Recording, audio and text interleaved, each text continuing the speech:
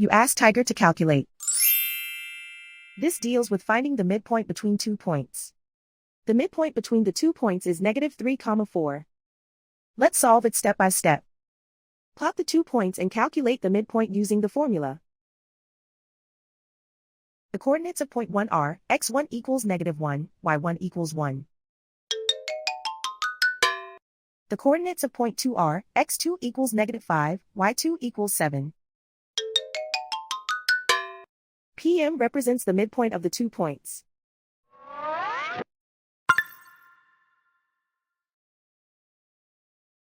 Use the x values in the midpoint formula to find the midpoints x. x1 equals -1. x2 equals -5. Simplify the arithmetic.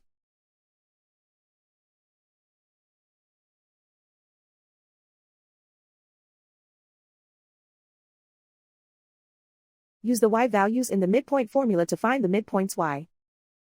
y1 equals 1.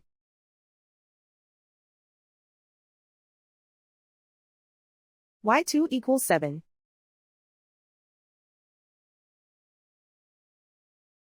Simplify the arithmetic.